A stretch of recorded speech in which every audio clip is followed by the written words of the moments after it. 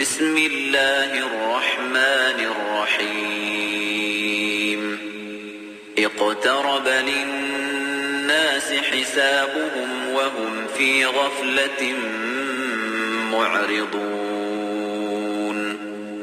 ما يأتيهم من ذكر من ربهم محدث إلا استمعوه وهم يلعبون لاهية قلوبهم وأسروا النجوى الذين ظلموا هل هذا إلا بشر مثلكم أفتأتون السحر وأنتم تبصرون قال ربي يعلم القول في السماء والأرض وهو السميع العليم. Au nom d'Allah, le tout miséricordieux, le très miséricordieux. L'échéance du règlement de leur compte approche pour les hommes, alors que dans leur insouciance, ils s'en détournent. Aucun rappel de révélation récente ne leur vient de leur Seigneur, sans qu'ils ne l'entendent en s'amusant, leur cœur distrait. Et les injustes tiennent des conversations secrètes et disent « Ce n'est là qu'un être humain semblable à vous. Allez-vous donc vous adonner à la magie alors que vous voyez clair ?» Il a répondu « Mon Seigneur sait tout ce qui se dit au ciel et sur la terre, et il est l'audient, l'omniscient. »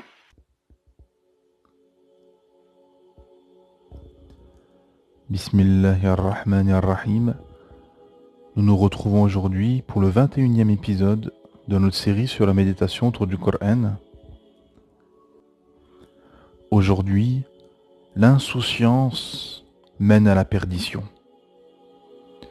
Nous allons nous arrêter à la sourate 21, la sourate Al-Anbiya, les prophètes, au premier verset, où Allah subhanahu wa ta'ala nous dit, traduction dans le sens, l'échéance du règlement de leur compte approche pour les hommes, alors que dans leur insouciance, ils s'en détournent. Aucun rappel de révélation récente ne leur vient de leur Seigneur, sans qu'ils ne l'entendent en s'amusant. Leur cœur distrait, et les injustes tiennent des conversations secrètes et disent « Ce n'est là qu'un être humain semblable à vous. Allez-vous donc vous adonner à la magie alors que vous voyez clair ?»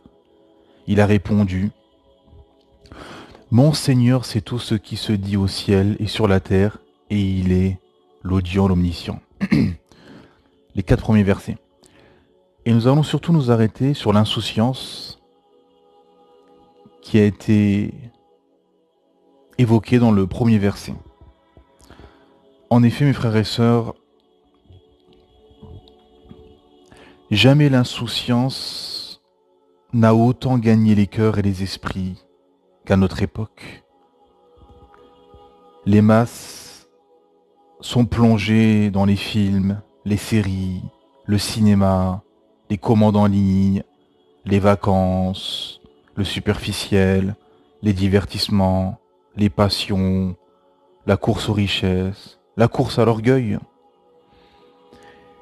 Et sont ou dans l'athéisme ou la mentalité athée, où finalement la religion est devenue quelque chose d'obscur dans les esprits, quelque chose d'éloigné, de moyenâgeux, d'un autre temps, qui n'a plus sa place dans cette époque et dans les sociétés modernes, et au pire est toléré, mais de façon cachée ou assignée à résidence.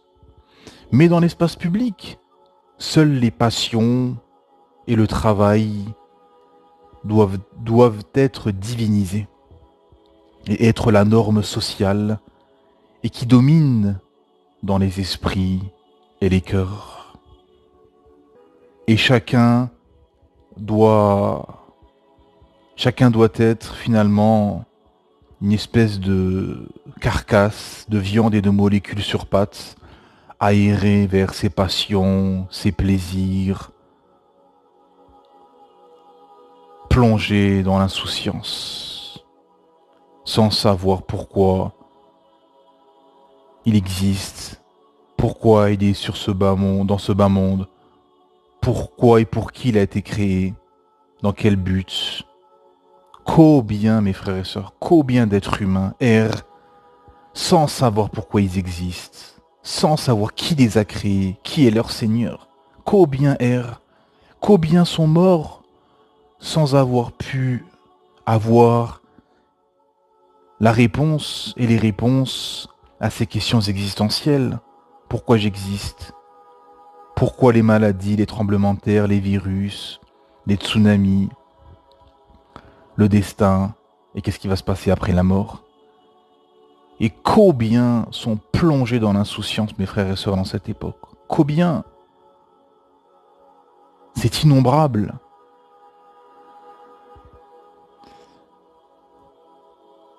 Et voilà en fait le message finalement du système.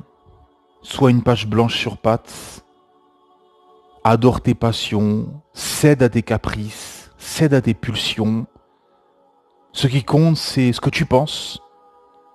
Moi, je pense, je crois. Sois libre, mais finalement soumis au diable et à tes passions. Suis le système et te pose pas de questions. Et plonge dans les divertissements, les plaisirs, les désirs. Et baigne dans ton insouciance jusqu'à la mort. Wal-'iyadu billah.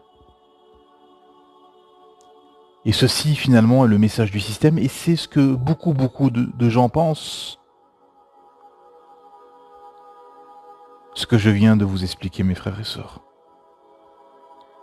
Beaucoup sont plongés dans les passions, les désirs et les plaisirs, considèrent la religion comme quelque chose de dépassé, qui n'a plus sa place dans la société.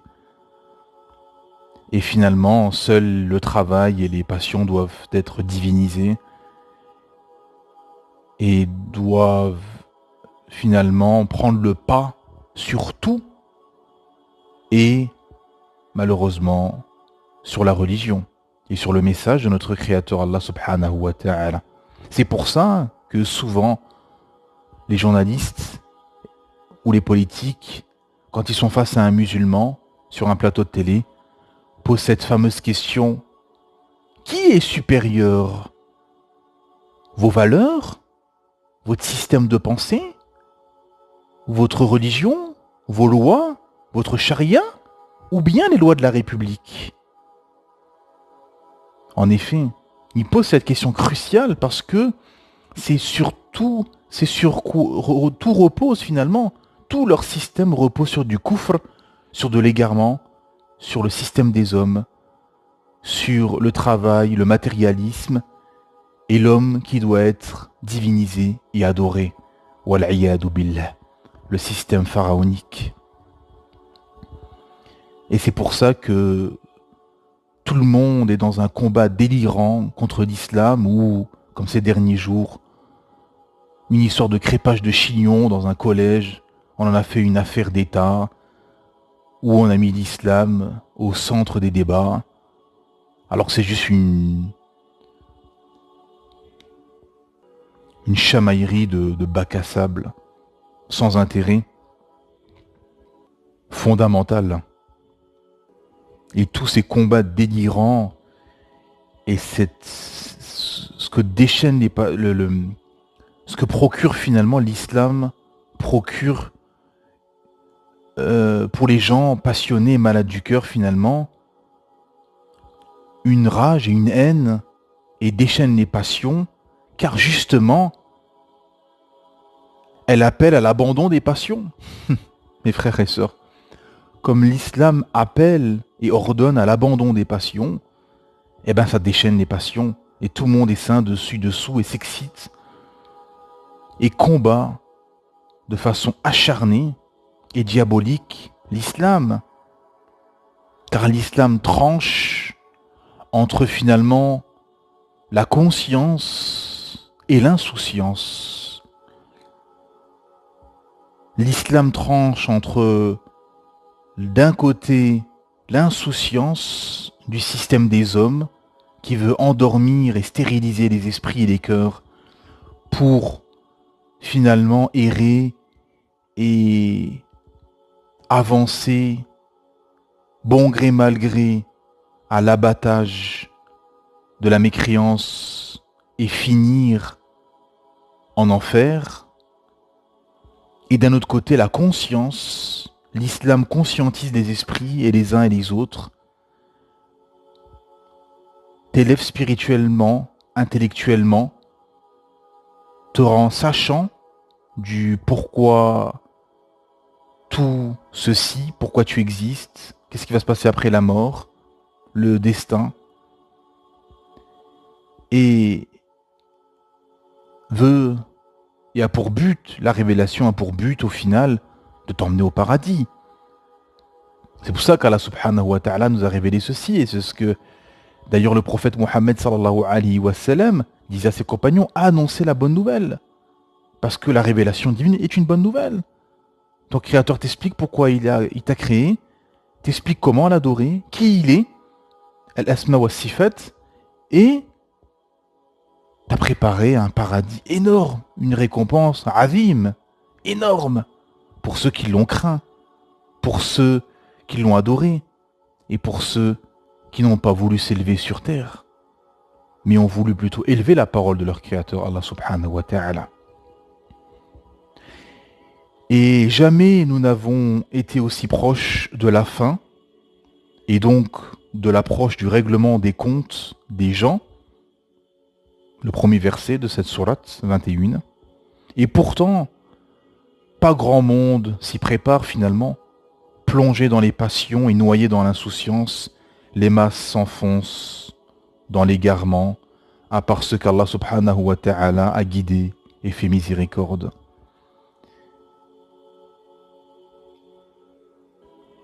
Et les masses s'oublient dans l'insouciance et oublient pourquoi ils existent.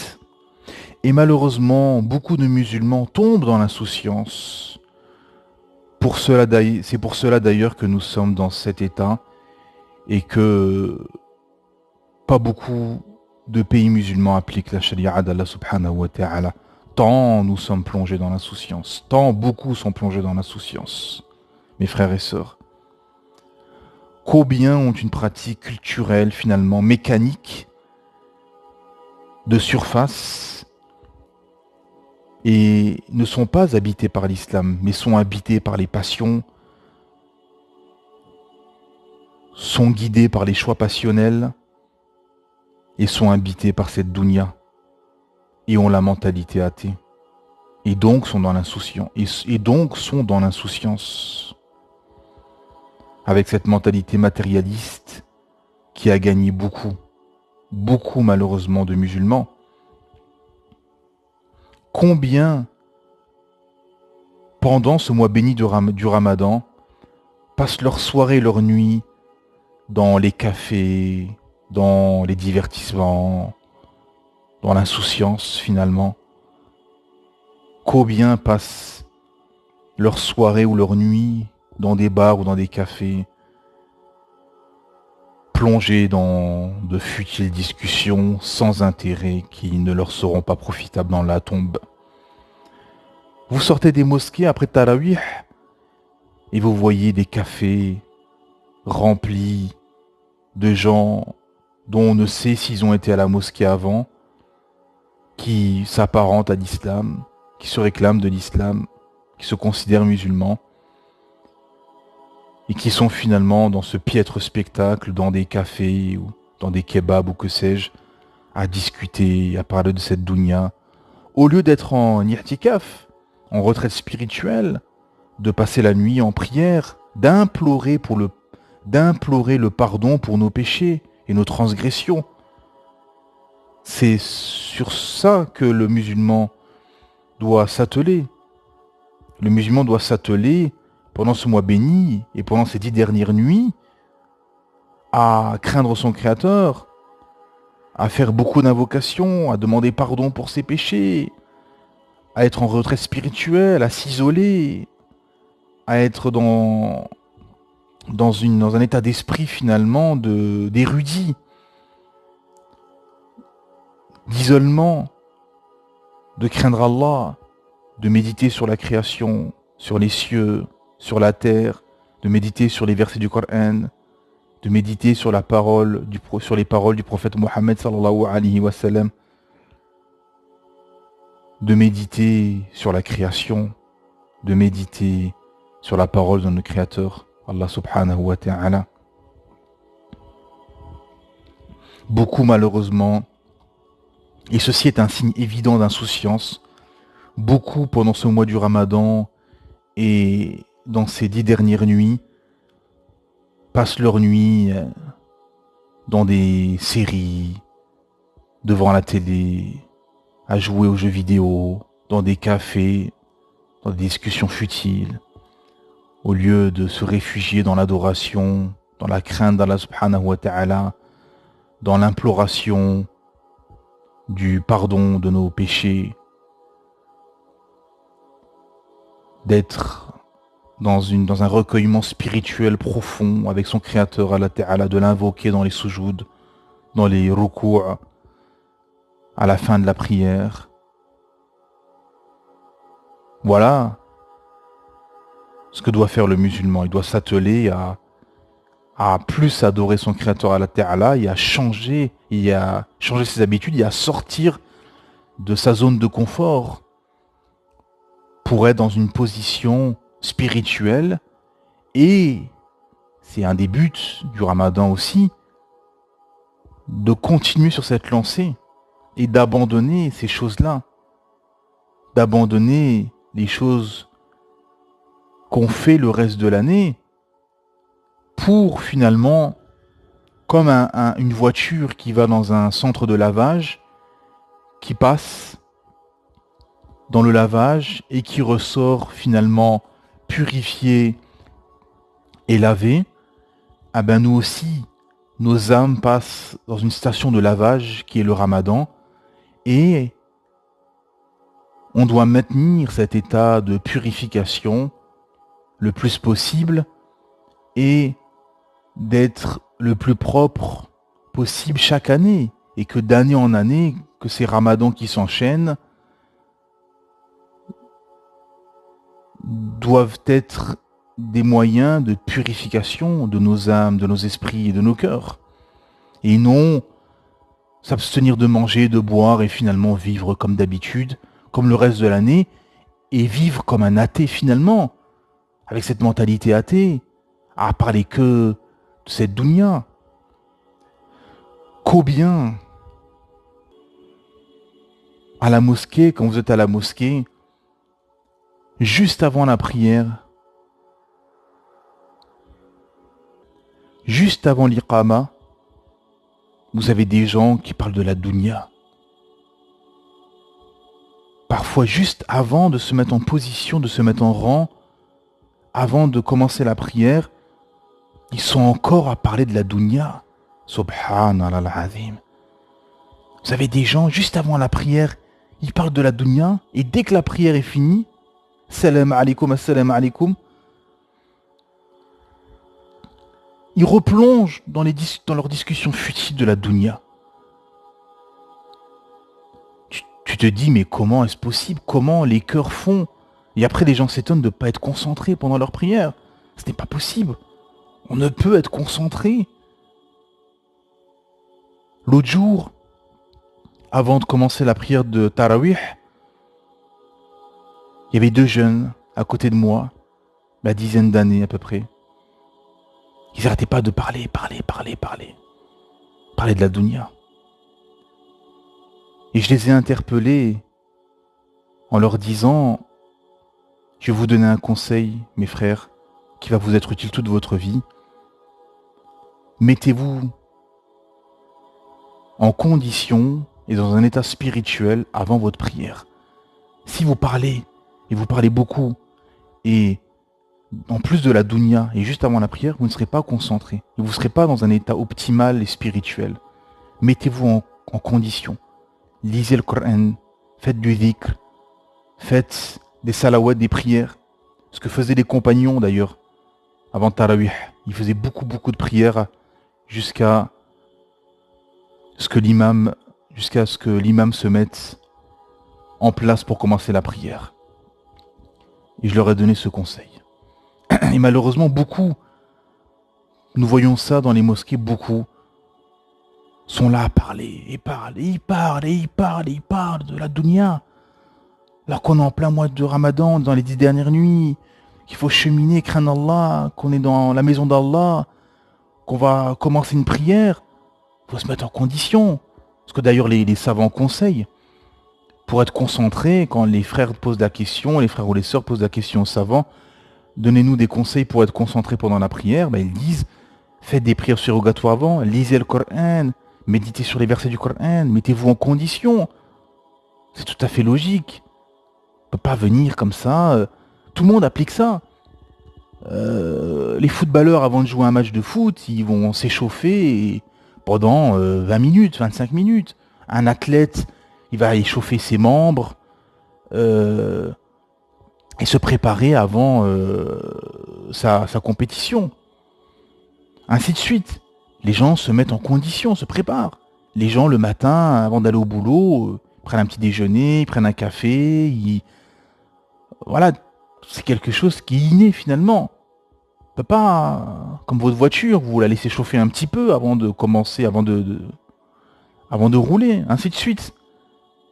Là, c'est pareil, le musulman doit se mettre en condition avant les actes d'adoration. Car malheureusement, l'insouciance est comme un virus ou un cancer qui ronge petit à petit les cœurs qui deviennent distraits. Le verset 3 de la sourate 21, leur cœur distrait. Et les injustes tiennent des conversations secrètes et disent ce n'est là qu'un être humain semblable à vous, en parlant du prophète Mohammed sallallahu alayhi wa sallam. Et malheureusement, beaucoup de musulmans prennent le rappel à la dérision, prennent pas au sérieux finalement leur religion. Et finalement, beaucoup sont à côté, religieusement et spirituellement parlant, et s'oublient dans les passions et dans la dunya. Mes frères et sœurs, vous savez, la mort ne prévient pas. La mort, à tout instant, nous touche via nos proches et peut nous toucher. Et malheureusement, malheur à ceux qui meurent dans l'insouciance.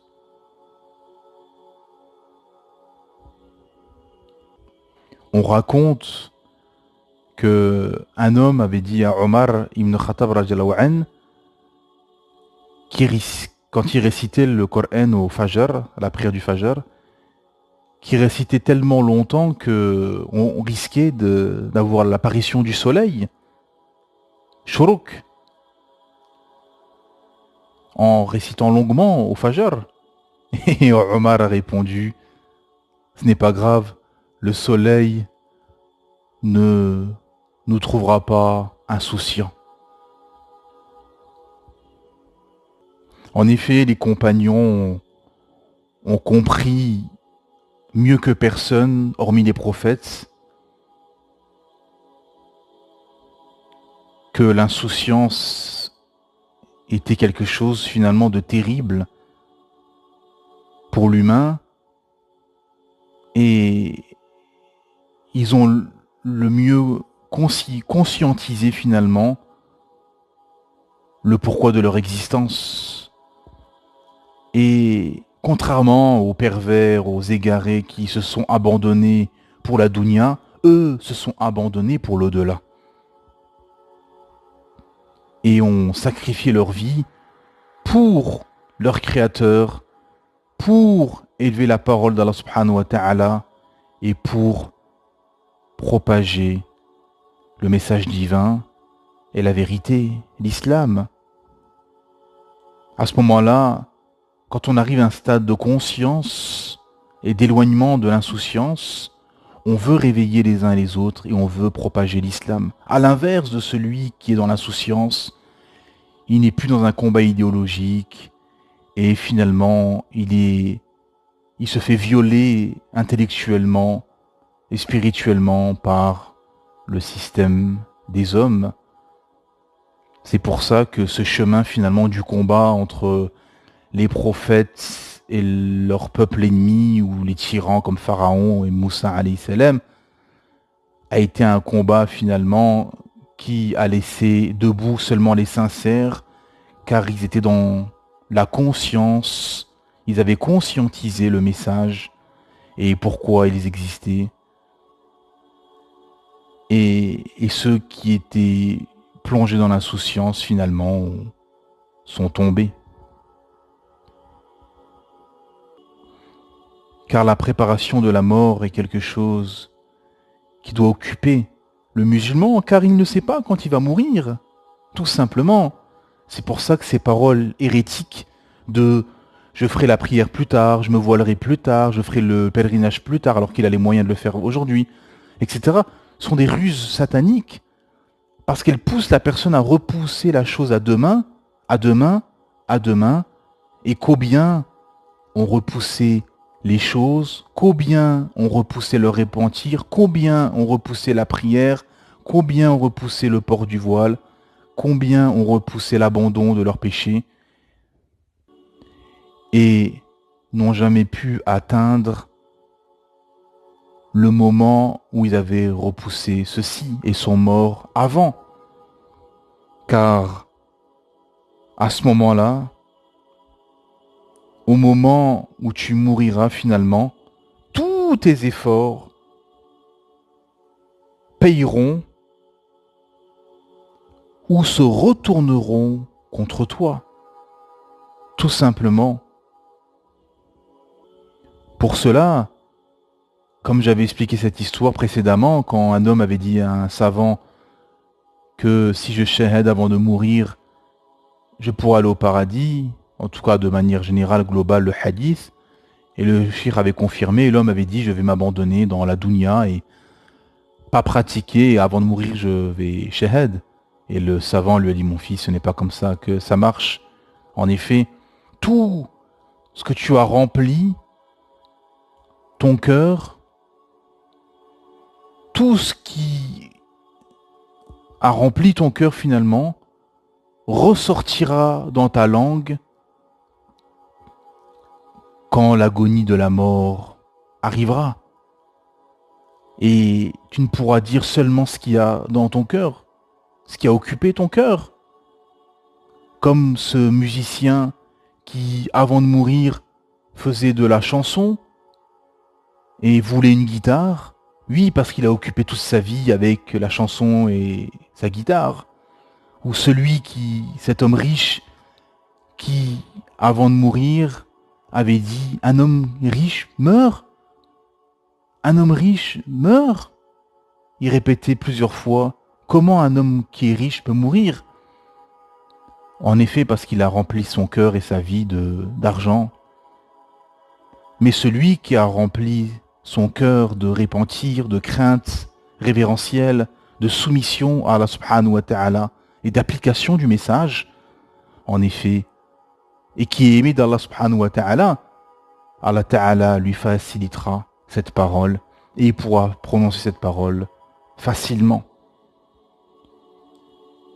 En effet, et en ce sens, c'est pour ça que Hassan al-Basri, rahimahullah, a dit « La mort a démasqué ce bas monde. » Subhanallah.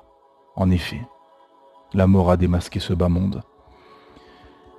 Pour terminer, mes frères et sœurs, pour que ce soit profitable, soyez des spirituels conscients. Libérez-vous de l'insouciance qui ronge les esprits et les cœurs. Les gens font ceci, partent, s'égarent et suivent la conjecture. Toi, suis et tiens-toi au kitab et à la sunna. Les gens, s'oublient dans la dunya. Toi, oublie la dunya et concentre-toi sur al-akhira, sur l'au-delà. Les gens ne vont pas prier à la mosquée, restent à la maison au chaud. Toi, fais l'effort de t'y rendre. Les gens dorment, toi, et surtout pendant ces 10 dernières nuits de Ramadan, toi, attelle-toi à veiller et à prier et à faire des prières de nuit. Les gens se font tromper par les rêves illusoires et cette dunya. Toi, prépare le départ et ton départ de cette dunya et prépare ta mort. En effet, comme Allah subhanahu wa ta'ala nous a dit wa'bud rabbaka hatta yatiyaka al-yaqin dans le dernier verset de la sourate 16 au verset 99, et adore ton Seigneur jusqu'à ce que te vienne la certitude. Et al-yaqin, là, dans ce sens, les ulama nous disent, c'est la mort, la certitude, c'est la mort. Allah Ta'ala nous ordonne de l'adorer jusqu'à ce que nous vienne cette certitude qui est la mort. Car une fois que l'agonie de la mort arrive, plus personne n'aura de doute sur la réalité de la création, du Créateur, du message, car tout le monde saura à ce moment-là la vérité absolue, et tout le monde verra, et le voile sera retiré. Et la personne verra, aura un pied dans le monde des tombes, et verra les anges, et sera conscient totalement à ce moment-là que l'au-delà existe et que la révélation de notre Créateur est la vérité. Et soyez comme le prophète Muhammad sallallahu alayhi wa sallam dans ce hadith célèbre qui nous a dit « Sois dans cette vie comme un étranger ou un voyageur qui fait une halte et compte ta propre personne parmi les gens des tombes. » Assalamu alaikum wa rahmatullahi wa barakatuh. Que la paix soit sur vous, ainsi que la miséricorde et la bénédiction.